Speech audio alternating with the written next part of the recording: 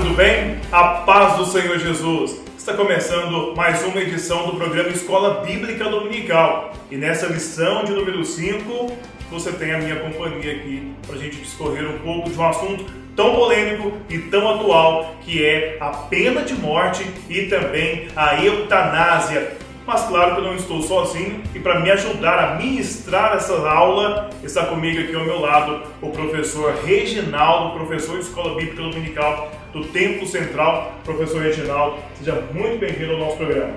Muito obrigado, a paz do Senhor Jesus. Para mim é um prazer estar aqui nesse programa e poder contribuir com esse tema muito importante. Paz do Senhor, professor. Paz do Senhor também para a doutora Lelice Borges, ela que é médica e também estará nos ajudando aí para falar a respeito de eutanásia. Seja muito bem-vindo, doutora. Muito obrigada, paz do Senhor. Realmente é uma alegria para mim poder participar da minha contribuição, dessa vez como médica, também sou professora, classe Cordeirinhos de Jesus, que são nossos bebês. Mas essa noite estarei aqui falando como médica, espero contribuir da melhor maneira possível. Obrigada. Está conosco também doutora Leandro Ramos, doutora Leandro, que é líder da Umaduc, é cristão, é advogado, está conosco também professor de Escola Bíblica Dominical. Paz do Senhor, seja bem-vindo, professor e doutor. Paz do Senhor, Rodrigo, muito obrigado pelo convite. Para mim é uma alegria muito grande também estar aqui com vocês, juntamente com esses nossos novos colegas, professores, para essa aula muito importante também. Está no ar, portanto, a lição número 5. Ética cristã, pena de morte e eutanásia. Desde já gostaria de agradecer você pela sua audiência, para você que nos acompanha no canal ADMP TV. Quero pedir para você que curta esse vídeo, se inscreva em nosso canal e também faça comentários. Esta aula de hoje, aqui com os nossos 3 convidados especiais, é uma aula especial, só acontece por causa dos seus comentários e também das suas opiniões, Algumas pessoas pediram para que tivesse alguns especialistas e nós trouxemos aqui, portanto, na lição de número 5. Então, faça isso, compartilhe, deixe aí o seu like, se inscreva no nosso canal, tá bom? Eu quero começar abrindo aí o programa, nosso programa falando a respeito, seguindo também o que está seguindo a lição de número 5, da Escola Bíblica Dominical nesse trimestre, falando a respeito de pena de morte. Doutora Leandro Ramos, a gente vê popularmente as pessoas dizerem assim, bandido bom é bandido morto. Mas a gente sabe muito bem que não é bem assim e que no Brasil não existe pena de morte. É isso mesmo, doutor? É isso mesmo. A pena de morte em si, ela é uma condenação criminal em cima de legislações, em cima de um ordenamento jurídico, uma condenação efetiva. E no Brasil, com a Constituição de 88, ela foi abolida a pena de morte. Claro, existiam penas capitais, também chamada de pena capital, na época do Brasil Império. Muitas foram os martírios de muitas pessoas, e inclusive decretado pela coroa, por todos os governantes na época. Mas, a partir da República, houve-se aí a restrição e também a abolição da pena de morte no Brasil. Somente em casos específicos, que a gente coloca como exceção, que há no artigo 84, quando há uma situação de guerra. Quando há uma situação de guerra, existe aí a exceção, tendo aí, mesmo assim também, todo um rito, todo um processamento jurídico, para ser aplicada como exceção.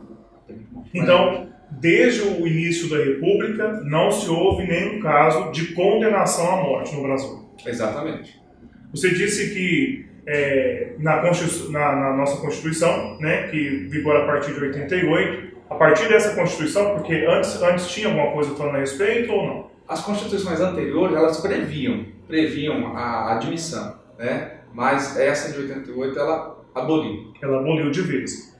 Então, olha só, esse tema tem vindo à tona, até mesmo porque, por ser um ano político, um ano eleitoral, existem candidatos que levantam bandeira da pena de morte, da condenação por pena de morte. O senhor, que é um conhecedor aí do nosso sistema jurídico brasileiro, você acha que o Brasil tem condições de receber a pena de morte?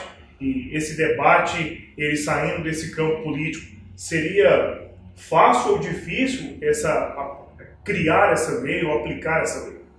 Olha, Rodrigo, é bastante polêmico mesmo. Algumas pessoas defendem com veemência. Há bandeiras e bandeiras levantadas, né, a respeito desse tema. Eu vou opinar assim, pessoalmente, pelo ordenamento jurídico do Brasil, eu acho temerário, muito temerário. O Brasil não está preparado para a aplicação da pena de morte. Infelizmente, nós vemos aí algumas dificuldades, alguns erros, algumas burocracias, algumas formalidades não cumpridas. Então, assim, a nossa lei é muito boa, tem os momentos, tem a questão da aplicação da lei, né, efetivamente. Mas existem falhas no sistema, existem muitos problemas seríssimos que podem, infelizmente, chegar ao ponto de uma condenação de um inocente. Então, a gente vê alguns casos nos Estados Unidos, onde essa lei é aplicada em alguns estados da América, que houve inclusive erros e que algumas penas foram revogadas, né? Exatamente. A gente toma por base esses exemplos, né, de uma nação extremamente desenvolvida, um sistema bem conservador, coordenado, e ainda existem erros. Imagina, às vezes, nas brechas e muitas outras, vamos dizer assim, nuances que existem, né, no direito e nas interpretações do nosso sistema, que a gente fica realmente um pouco temerário nessa questão. Tá certo. Tá aí, portanto, as palavras do nosso doutor Aleandro, advogado, falando conosco a respeito da pena de morte. Falando a respeito de eutanásia, o que é eutanásia? Doutora Lelise, essa palavra é complicada, né? Tem pessoas que talvez ouviram pela primeira vez essa palavra eutanásia. O que é eutanásia, na verdade? O que a medicina fala a respeito de eutanásia? Bom, então assim, eutanásia, ela é uma palavra eu que significa boa, eutanásia, morte, então seria uma boa morte. Mas não é apenas uma boa morte, que é o que todo mundo deseja, entre aspas. Na verdade, a eutanásia é abreviar o sofrimento de alguma pessoa que tem alguma doença terminal. Então a pessoa está à beira da morte e opta, ou o próprio paciente, ou o médico, ou o seu responsável legal, por abreviar esse tempo de maneira deliberada. Isso proibido, né, que o médico faça aqui no Brasil. Existem algumas formas diferentes, algumas classificações, se é ativo, se é passivo, se o médico vai deixar de oferecer o suporte ou se ele vai literalmente desligar os aparelhos da tomada, mas de qualquer forma o que significa, em termos gerais, é abreviar o sofrimento da pessoa de uma forma proposital.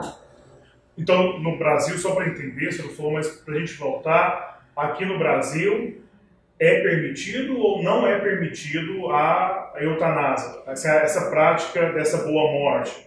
De acordo com o Código de Ética Médica, é vedado ao médico essa prática. Seria possível, às vezes, não investir num paciente que ele já está próximo da morte, mas não deixar de oferecer suporte a ele. Então, ou oferecer um suporte exagerado, porque a diferença entre uma droga veneno é sempre a dose.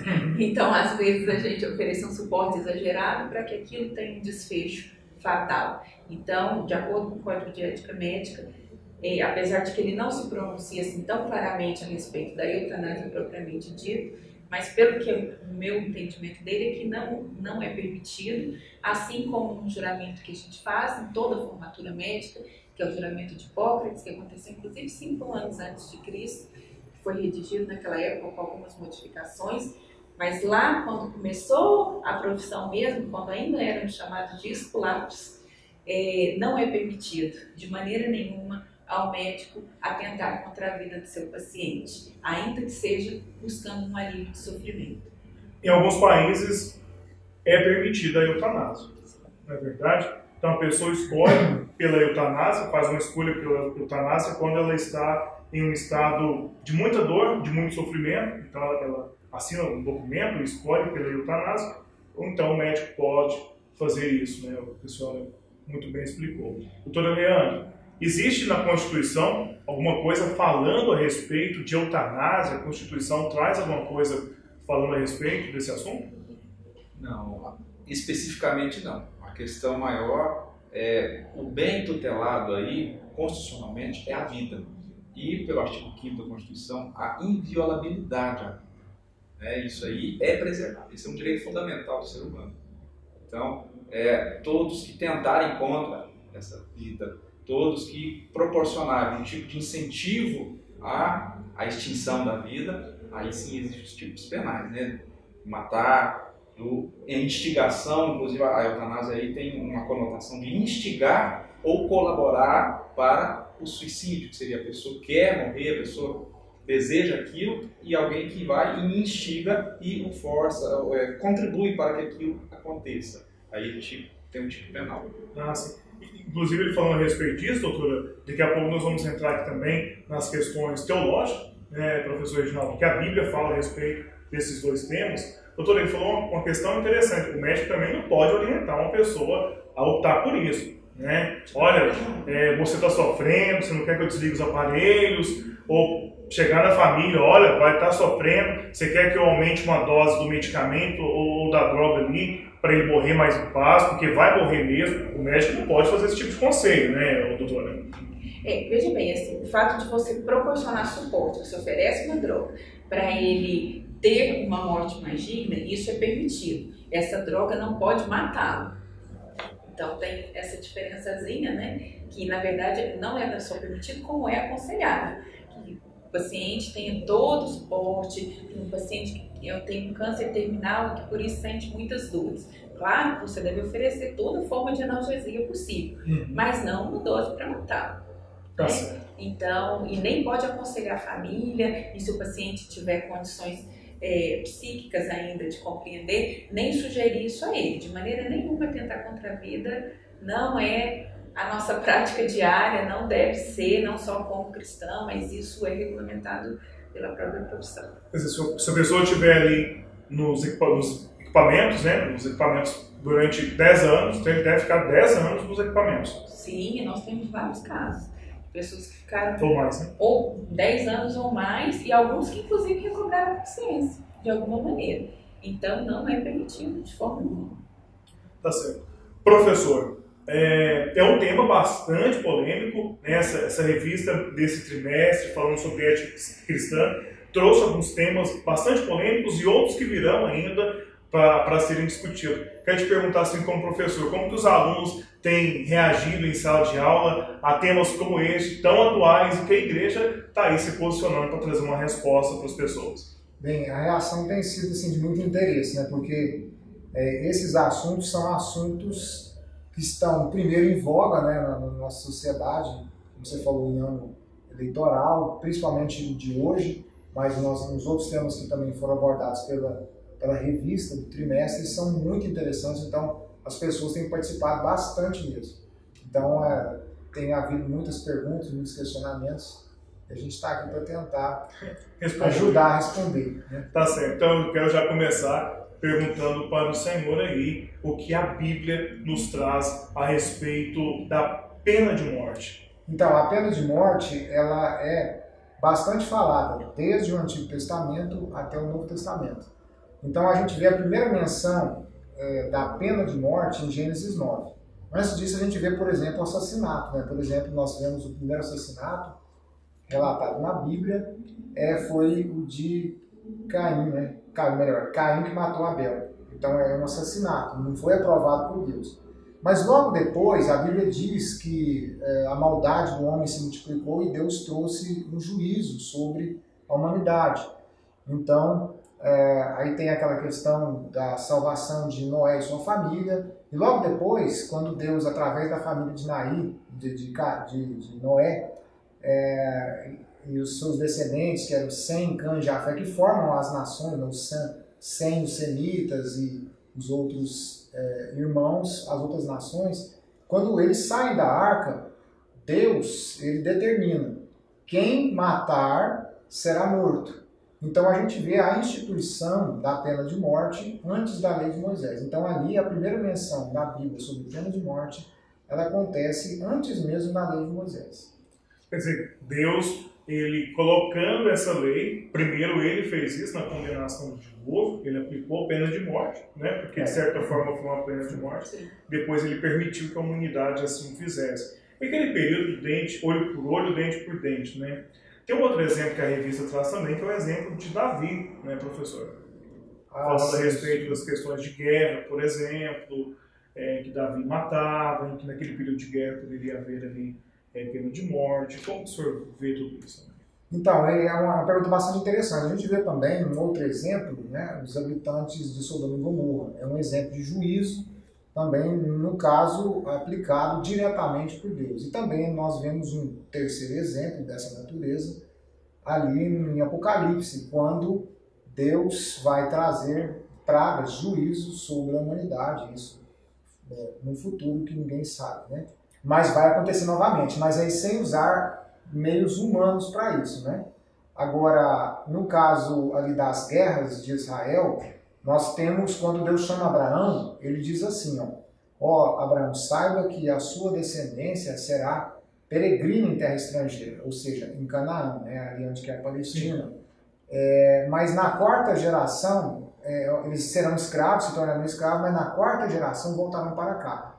Porque a medida dos pecados dos cananeus ou amorreus, ou seja, daquele povo, não chegaram até mim. Ou seja, na Bíblia ensina que existe um limite de tolerância de Deus em relação ao pecado. Então, aquele povo cananita, na verdade, eles não eram pessoas assim, bastante agradáveis. Eles costumavam matar os primogênitos, eles eram bastante cruéis, não eram assim, povos agradáveis, como se supõe. Isso a arqueologia mostra isso de maneira muito clara.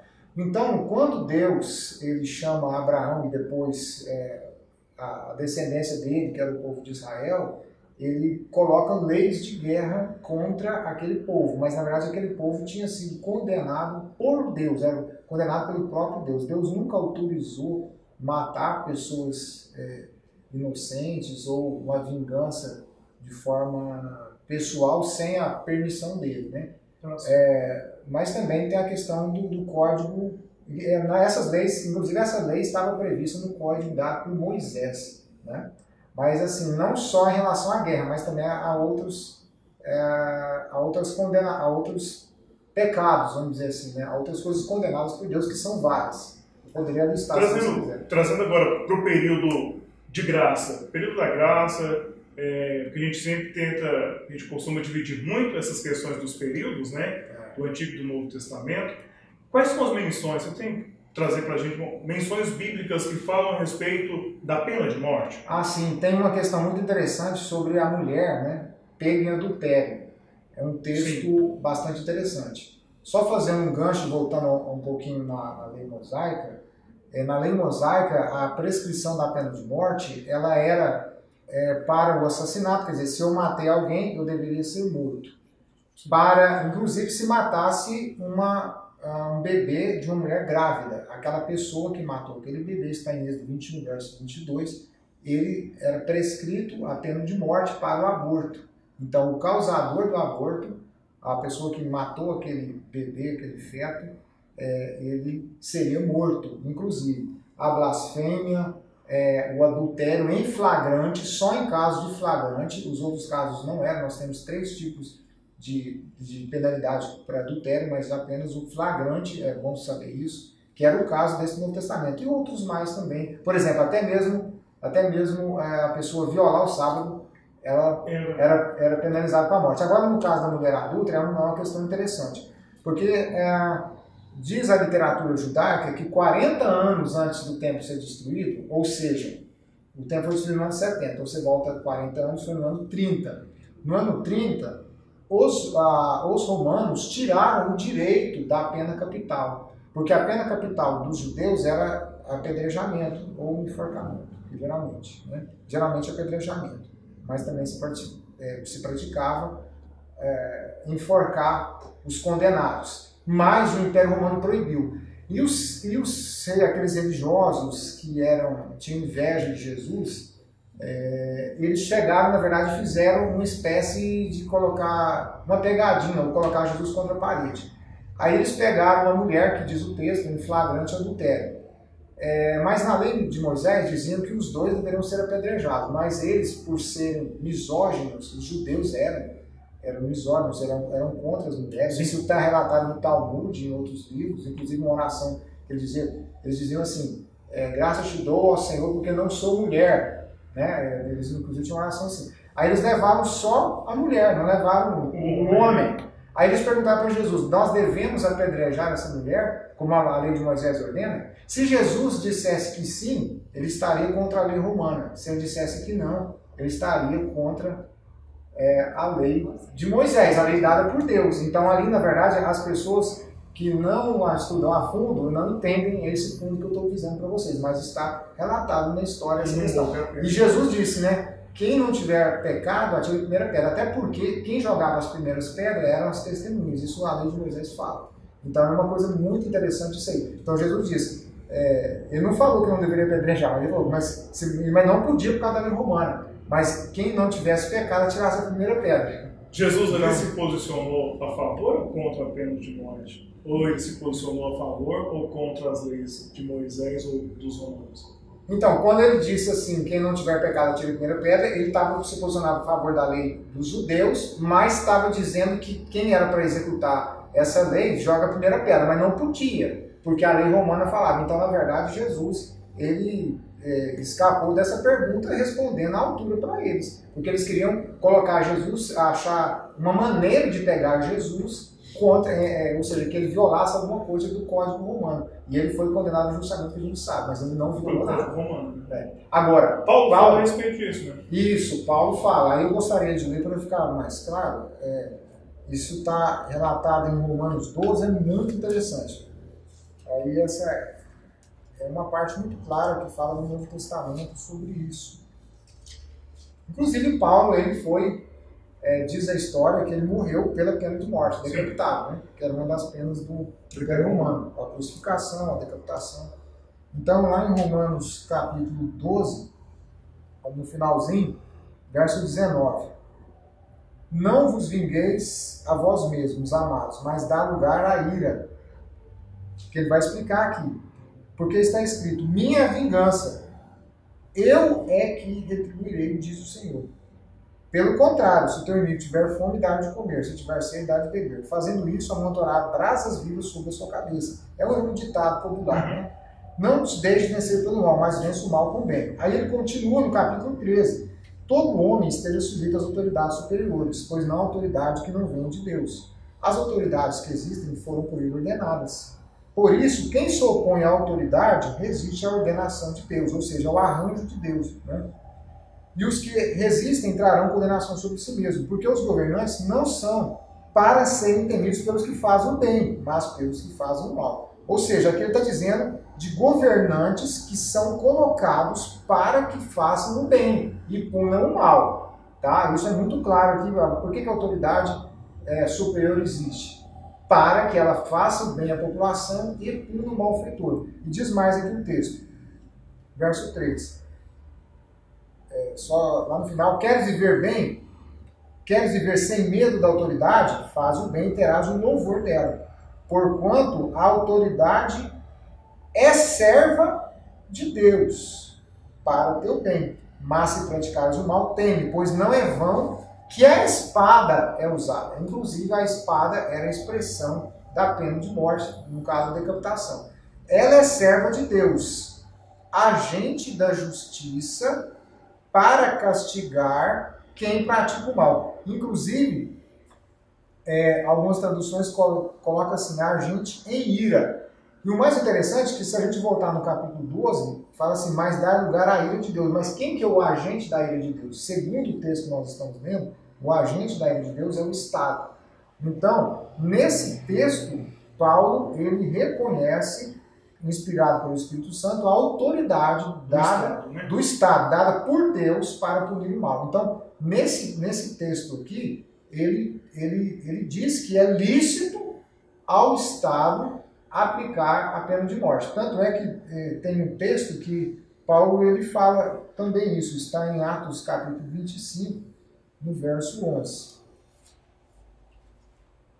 Atos 25, 11, diz assim, ele estava sendo julgado, eu vou pegar o verso 10. Paulo lhe disse a Festo, né, que era uma autoridade. Sim.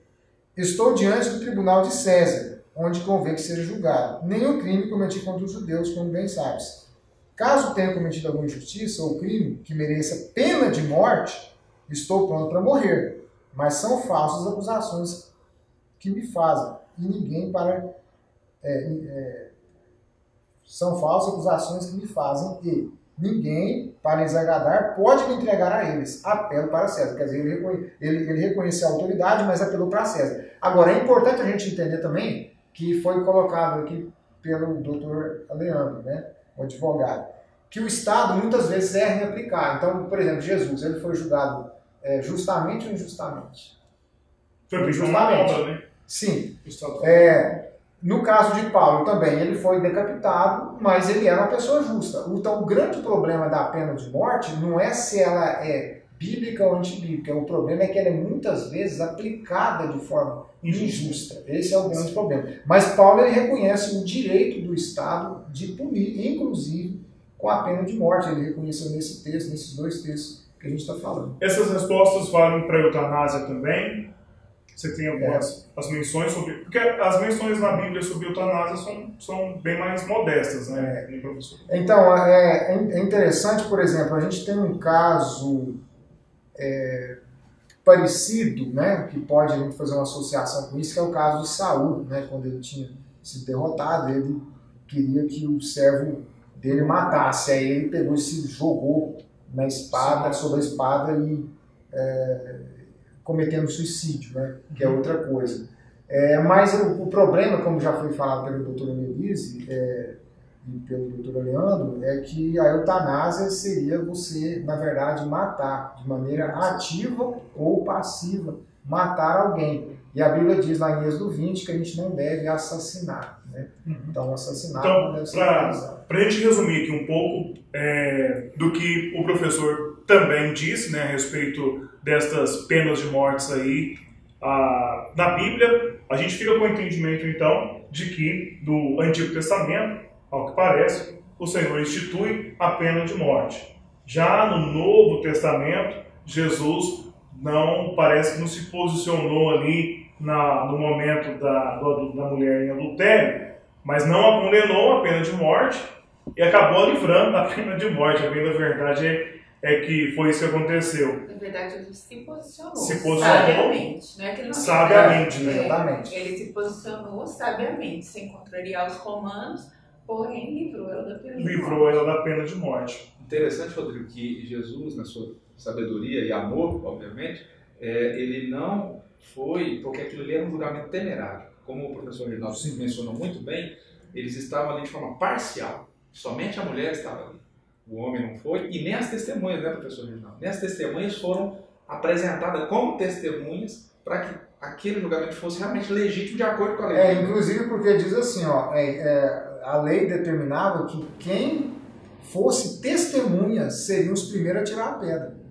Aí Jesus ainda joga. Quem não tem pecado, atira a primeira pedra, que é mais forte em mim. Né? Quer dizer, ele mostrou... Aí quando, para terminar a história, ele ainda complementa, né? Onde estão os teus acusadores? Aí ela diz, eles foram embora. Nem eu te condeno.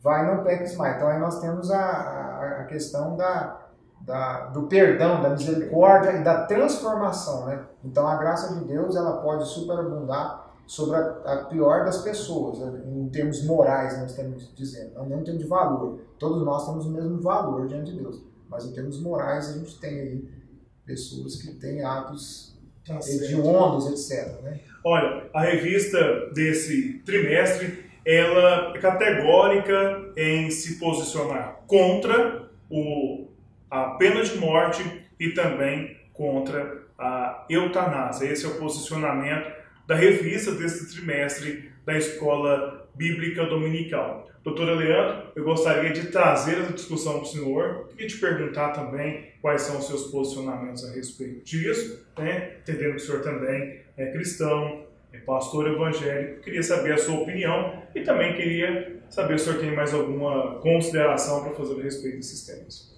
Olha, Rodrigo, primeiramente eu agradeço mais uma vez a oportunidade, foi muito produtivo participar desta aula e, pessoalmente, eu sou contra. Eu vou com o posicionamento bíblico, claro, a questão da vida, o Senhor é o doador da vida e somente Ele dá, somente Ele tira, né? Então, exatamente pelas falhas do ser humano, pelas injustiças que são cometidas e pela longanimidade do próprio Deus, enquanto a vida há esperança, enquanto há a possibilidade da pessoa se arrepender, né, de se salvar, o verdadeiro arrependimento e aceitar realmente a graça do Senhor Jesus para ser salvo, então tem que ser preservado enquanto possível. Doutora Annelise, pelas suas falas durante a fala sobre eutanásia, eu já posso imaginar qual é o seu posicionamento também. Eu gostaria que a senhora deixasse também as suas considerações finais. Não, claro que sim. Como cristã, como médica, sou totalmente a favor da vida, né? O Senhor é o Senhor da vida. Então, até por devoção a esse Deus que é vivo, que nos garantiu a vida, que nos deu vida através da morte do seu próprio filho, sou completamente a favor da vida e contra a eutanásia, a pena de morte. Enquanto o ser humano vive, enquanto o intelecto dele funciona, ele pode entender e aceitar que Jesus é o Senhor e Salvador da vida dele, e isso garantir a vida eterna para ele. Isso é o que a gente tem de mais precioso. Queria agradecer a oportunidade de estar aqui, uma alegria, um prazer conhecê-lo, estar junto. Obrigado, doutora.